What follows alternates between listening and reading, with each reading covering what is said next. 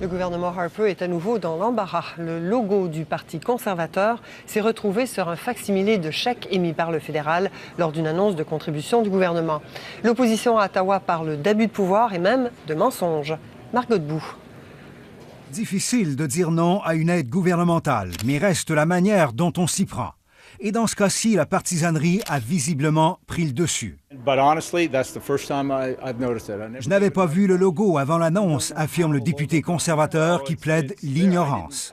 Pourtant, quelques semaines plus tôt, le même député, lors d'une autre annonce gouvernementale, y allait de la même technique.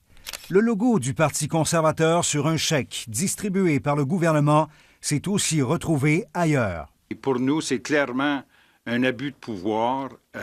C'est vraiment un message trompeur de la part de ces députés-là et de ce gouvernement-là. Et l'opposition ne fait pas juste allusion au logo du Parti conservateur sur les chèques format géant.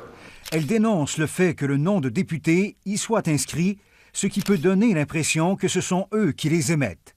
Dans plusieurs cas, la signature du député ou ministre s'y ajoute. Le seul logo qui peut être utilisé de façon officielle, de façon aussi officielle que ça, c'est le logo du Canada. À la suite de plaintes des libéraux et des néo-démocrates, la commissaire au conflit d'intérêts et à l'éthique va chercher à savoir si le député de la Nouvelle-Écosse a enfreint le code de conduite des députés. Gerald Keddy a finalement admis qu'il avait commis une erreur, même si hier encore, il disait que si c'était à refaire, il le ferait à nouveau.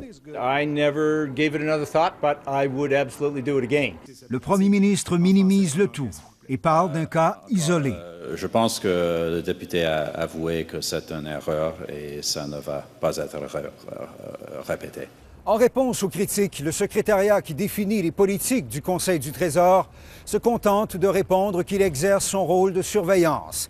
Et même si les annonces se sont multipliées au cours des derniers mois, impossible de savoir s'il a l'intention de se montrer plus vigilant.